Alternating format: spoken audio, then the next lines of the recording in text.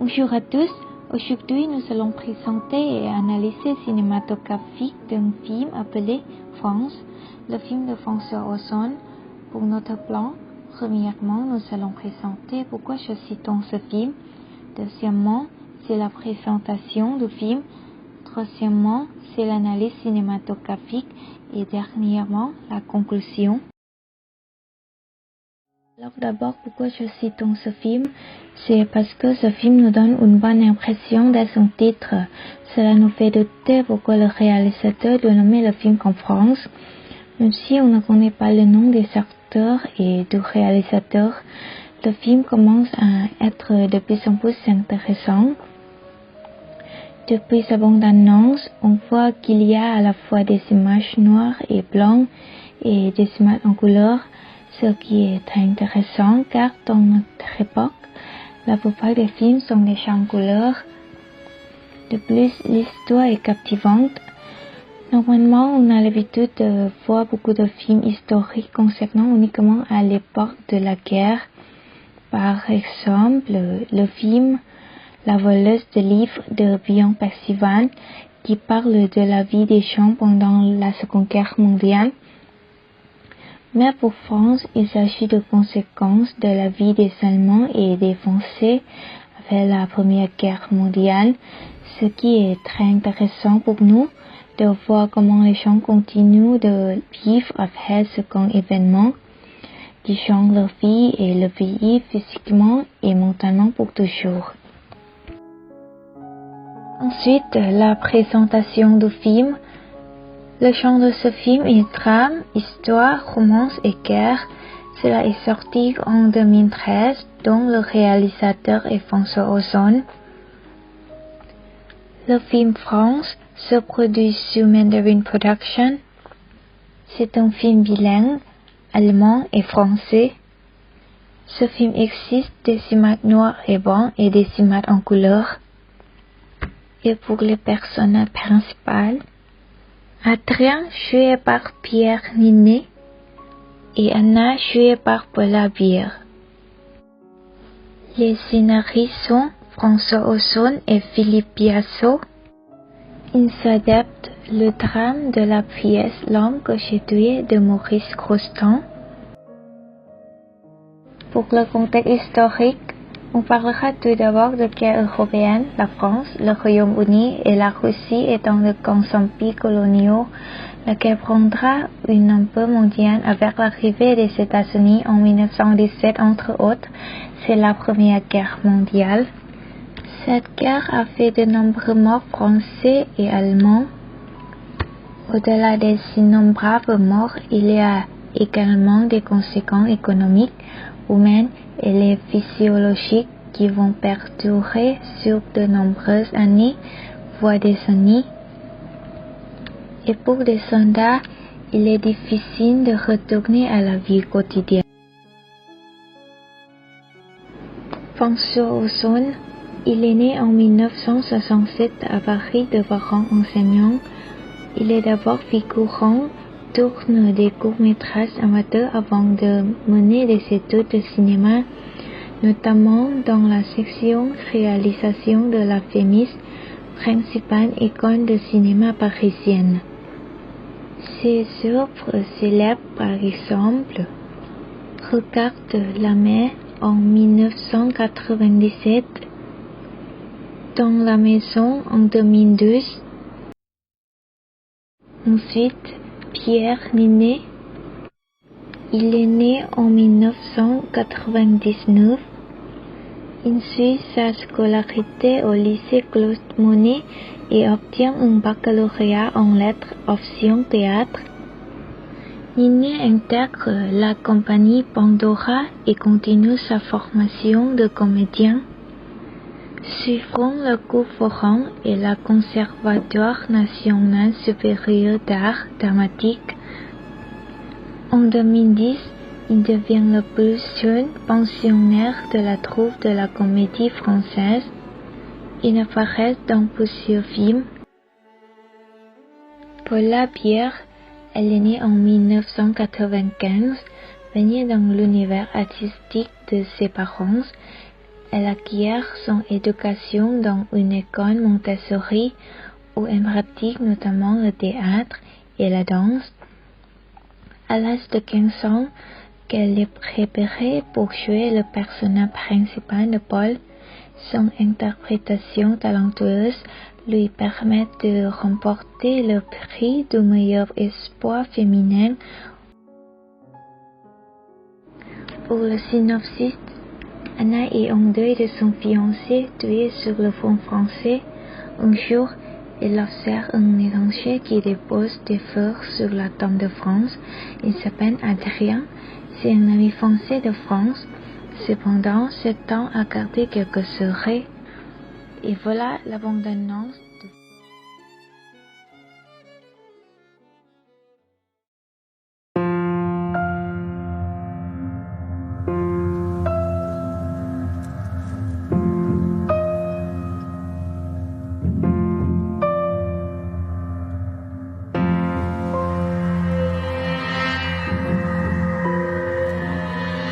Kommt seit 2 Tagen zu dem Grab von Franz. Vielleicht ein französischer Freund von vor dem Krieg. Willkommen. Und Sie kannten Franz? Ja. Aus Frankreich. Oui. Vous pensez à lui toujours? Comment pourrais-je l'oublier? Ich bin froh, dass er da ist. Macht es dich nicht auch glücklich? Doch. Aber er wird weggehen. Dann werden wir uns bemühen, ihn noch eine Weile bei uns zu behalten, ja? Vous veniez souvent ici? C'est ici que Franz m'a demandé maman. Vous avez beaucoup souffert. La seule blessure, c'est Franz. Chère Anna, il faut que je vous dise.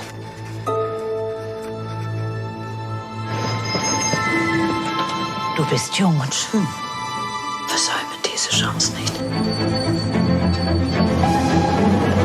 Mon fils est un garçon fragile. Il ne faut pas le tourmenter. Ce n'est pas moi qui tourmente votre fils, madame. C'est Franz. Was würde die Wahrheit bewirken? Noch mehr Schmerz, noch mehr Tränen. Was empfinden Sie für diesen jungen Franzosen?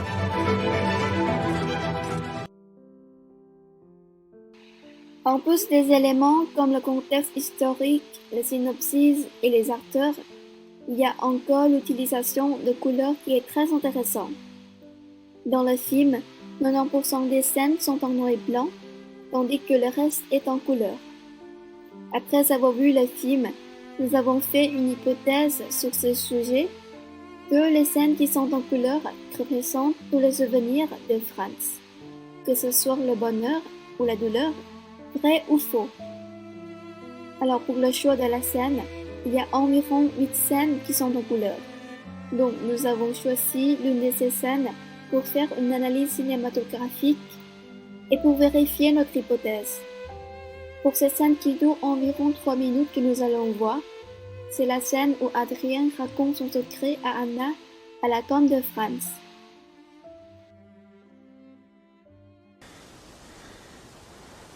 Le bruit est effroyable.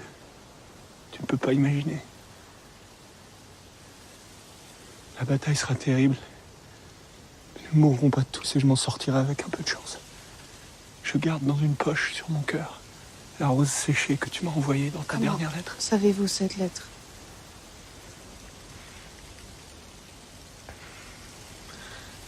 C'était le 15 septembre. Le 15 septembre 1918.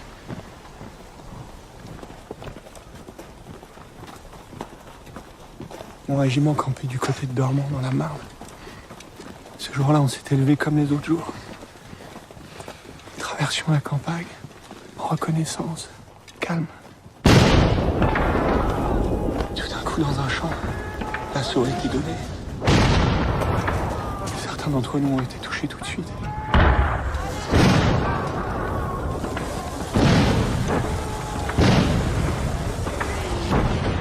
Alors moi, j'ai couru. J'ai couru vers une tranchée pour me mettre à l'abri des tirs.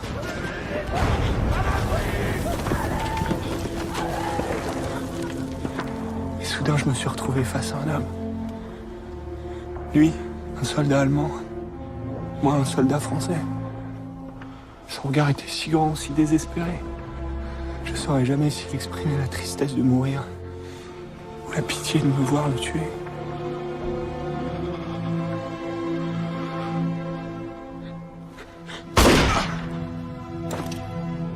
Alors j'ai tiré. J'ai tiré le premier et il est tombé.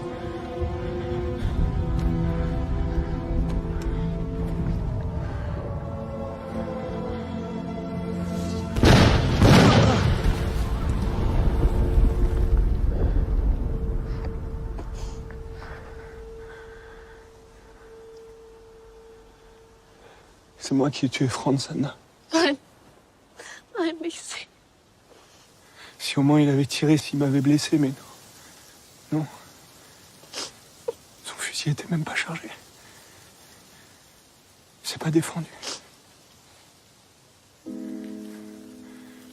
Puis un obus est tombé tout près de nous et j'ai été projeté dans la tranchée à ses côtés. Nos deux corps, l'un contre l'autre. Lui, mort. Et moi vivant.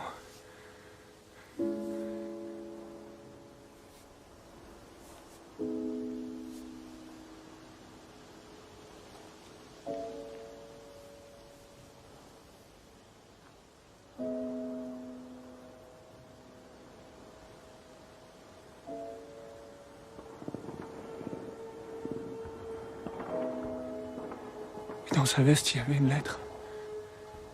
Je l'ai lue. Et depuis, elle est là. Gravée en moi.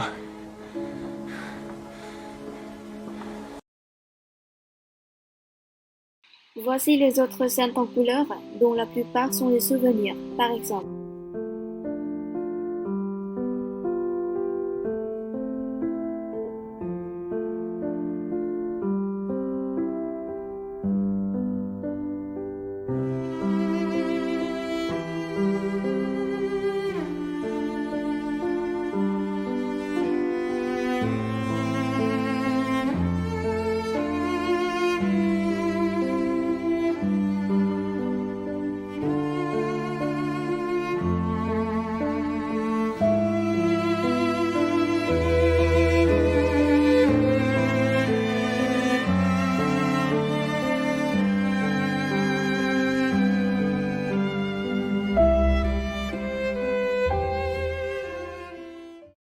Selon nos explications des scènes en couleur, elles conviennent à notre hypothèse que ce sont les souvenirs de Franz, que ce soit le bonheur ou la douleur, vrai ou faux.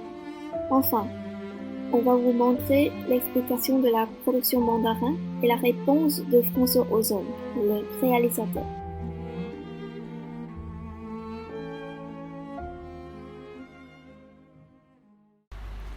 Pour la conclusion, à notre avis, Franz est l'un des films français que nous aimons beaucoup. D'abord, on aime bien ce genre de film historique et la guerre qui se transmise à travers l'intrigue, la parole et la performance des acteurs de la manière facile à comprendre. Mais à part le contexte de la guerre, ce film montre l'état d'âme des gens à cette époque. La guerre a causé des dommages physiques et mentaux. Et ce film présente la perte des fils envoyés au combat pendant la guerre. Cela a laissé le sentiment de coupable, la tristesse et la blessure à leurs familles qui doivent continuer à vivre.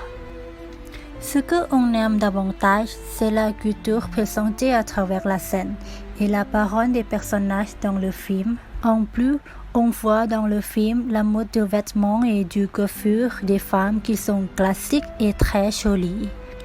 Quant à la colorisation, le film nous rend très curieux avec l'utilisation de noir et blanc et la colorisation de certaines scènes. La noir et blanc rend le film plus réaliste et la scène de couleur symbolise la vie en cette période de douleur et de souffrance. Ensuite, pour les critiques et commentaires, On a trouvé 33 critiques presse sur le site allocine.com. Par exemple, le critique par Jean Roy de l'Humanité. D'après il, Franck n'est ni un film confit en cinéphilie, ni un effort artificiel de coproduction européenne. C'est une belle histoire de notre temps qui dit à la fois la créativité du cinéma français et la force d'un cinéaste qu'on sait assez doué pour prendre tous les risques. De plus, on a trouvé plus de 300 critiques spectateurs sur le site allocine.com. Selon Nicolas T., magnifique film qui raconte une histoire bouleversante entre une jeune Allemande et un Français dans une mise en scène sobre et puissante. Les acteurs jouent avec pudeur et délicatesse une partition tout en retenue et émotion. Finalement, le film Franck a reçu de nombreuses récompenses et nominations comme nous l'avons vu comme suite. 2 nominations pour Prix du cinéma européen 2017. Paula Bia a été nommée pour meilleure actrice et François Ozon nommé meilleur scénario. Ce film a également reçu un prix et 10 nominations pour César 2017. Pascal Marty a gagné César de la meilleure photographie. Ensuite, 4 nominations pour Lumière de la presse étrangère 2017. Paula Bia a été nominée pour Révélation féminine de l'année, François Ozon pour meilleur scénario, Pascal Marty pour meilleure photographie et Philippe Crombie pour meilleure musique. Et finalement, un prix et 3 nominations pour Mostra de Venise 2016. Paula Bia a gagné prix Magello Mastroianni du meilleur jeune espoir et François Ozon a été nommé Lion d'or, prix spécial du jury et Rue Lion. C'est donc la fin de l'analyse cinématographique du film Franck. Je vous remercie pour votre attention et merci à Monsieur Bruno Majal pour toute connaissance acquise à partir de FR 463.